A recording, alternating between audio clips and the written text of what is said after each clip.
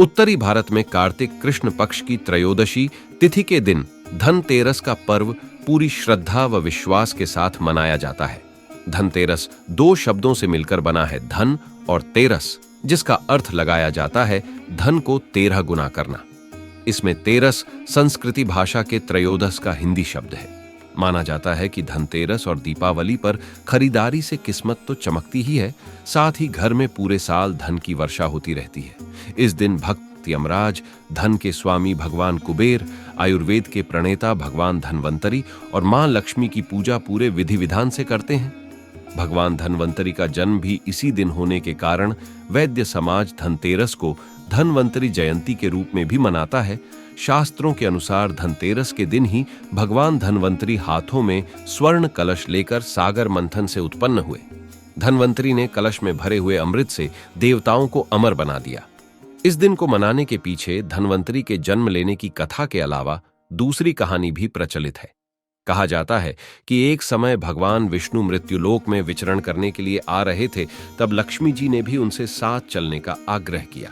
तब विष्णु जी ने कहा कि यदि मैं जो बात कहूं तुम अगर वैसा ही मानो तो फिर चलो। तब लक्ष्मी जी उनकी बात मान गईं और भगवान विष्णु के साथ भूमंडल पर आ गईं।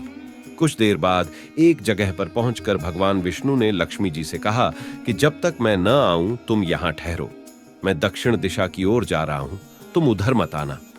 विष्णु जी के जाने पर लक्ष्मी के मन में कौतूहल जागा कि आखिर दक्षिण दिशा में ऐसा क्या रहस्य है जो मुझे मना किया गया है, और भगवान स्वयं चले गए। लक्ष्मी जी से रहा न गया और जैसे ही भगवान आगे बढ़े, लक्ष्मी भी पीछे पीछे चल पड़ी। कुछ ही आगे जाने पर उन्हें सरसों का एक खेत दिखाई दिया जिसमें खूब फूल लगे थे। सरसों की शोभा देखकर वह मंत्रमुग्ध हो गईं और फूल तोड़कर अपना श्रृंगार करने के बाद आगे बढ़ीं। आगे जाने पर एक गन्ने के खेत से लक्ष्मी जी गन्ने तोड़कर रस पीने लगीं। उसी क्षण विष्णु जी आए और यह देख लक्ष्मी जी पर नाराज होकर उन्हें शाप दे दिया कि मैंने तुम्हें इधर आने को मना किया था, पर तुम न मानी और किसान की चोरी का अपराध कर बैठी। अब तुम इस अपराध के जुर्म में इस किसान की 12 वर्ष तक सेवा करो। ऐसा कहकर भगवान उन्हें छोड़कर क्षीर सागर चले गए। तब लक्ष्मी जी उस गरीब किसान के घर रहने लगी। एक दिन लक्ष्मी जी ने उस किसान की पत्नी से कहा कि तुम स्नान कर पहले मेरी बनाई गई इस देवी लक्ष्मी का पूजन करो, फिर रसोई बनाना, तब तुम जो मांगोगी मिलेगा।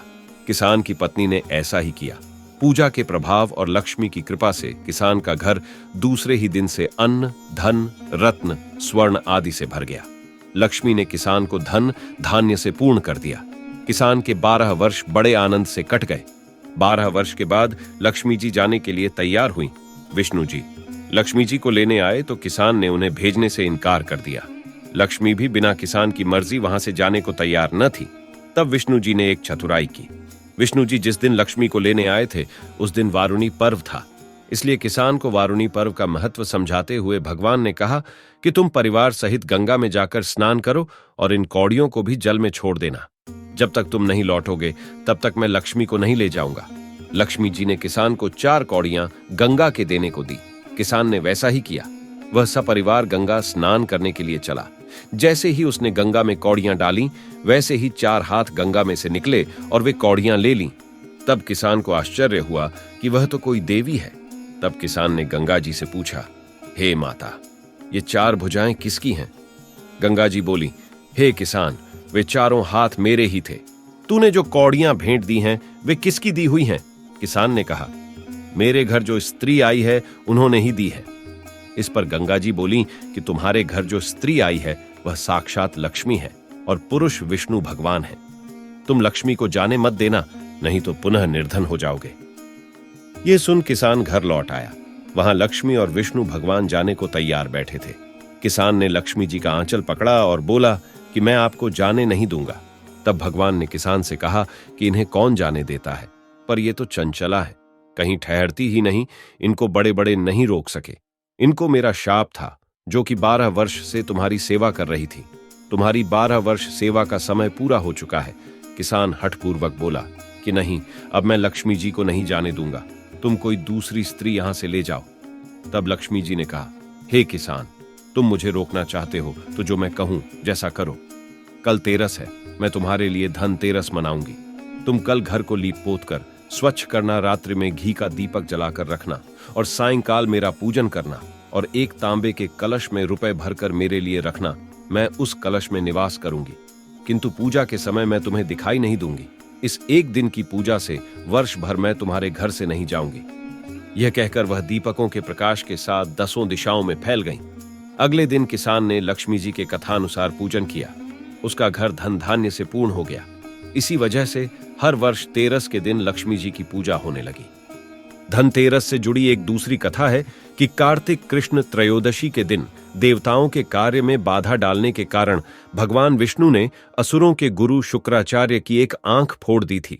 कथा के अनुसार देवताओं को राजा बलि के भय से मुक्ति दिलाने के लिए भगवान विष्णु ने वामन अवतार लिया और राजा बलि के यज्ञ स्थल पर पहुंच गए। शुक्राचार्य ने वामन रूप में भी भगवान विष्णु को पहचान लिया और राजा बलि से आग्रह किया कि वामन कुछ भी मांगे उन्हें इनकार कर देना। वामन साक्षात भगवान विष्णु हैं। वो देवताओं की सहायता के लिए तुमसे सब कुछ छीनने आए हैं। बलि ने शुक्राचार्य की बात नहीं मानी। वामन भगवान द्वारा मांगी गई 3 पग भूमि दान करने के लिए कमंडल से जल लेकर संकल्प लेने लगे। बलि को दान करने से रोकने के लिए शुक्राचार्य राजा बलि के कमंडल में लघु रूप धारण करके प्रवेश कर गए। इससे कमंडल से जल निकलने का मार्ग बंद हो गया। वामन भगवान शुक्राचार्य की चाल को समझ गए। भगवान वामन ने अपने हाथ में रखे हुए कुशा को कमंडल में ऐसे रखा कि शुक्राचार्य की एक आंख फूट गई। शुक्राचार्य छटपटाकर कमंडल से निकल आए। बलि ने संकल्प लेकर 3 पग भूमि दान कर दिया। इसके बाद भगवान वामन ने अपने एक पैर से संपूर्ण पृथ्वी को नाप लिया और दूसरे पग से अंतरिक्ष को। तीसरा पग रखने के लिए कोई स्थान नहीं होने पर बलि ने अपना सिर वामन भगवान के चरणों में रख दिया। बलिदान में अपना सब कुछ गंवा बैठा। इस तरह बलि के भय से देवताओं को मुक्ति मिली और बलि ने जो धन संपत्ति देवताओं से छीन ली थी उससे कई गुना धन संपत्ति देवताओं को मिल गई। इस उपलक्ष्य में भी धनतेरस का त्योहार मनाया जाता है। धनतेरस की पूजा करते समय शुभ मुहूर्त का ध्यान जरूर रखना चाहिए। इस दिन सच्चे और पवित्र मन से ही देवी देवताओं का पूजन करने से जीवन में सफलता आती है। आप अपनी क्षमता के अनुसार कुछ नया खरीदें और मां से प्रार्थना करके कहें कि अगले साल आपको इस योग्य बनाएं कि आप अपनी इच्छा के अनुसार सामान खरीद सकें। इसके लिए ईमानदारी से की हुई कोशिश से देवी आपके ऊपर प्रसन्न होंगी और आपके ऊपर भी धन वर्षा जरूर होगी।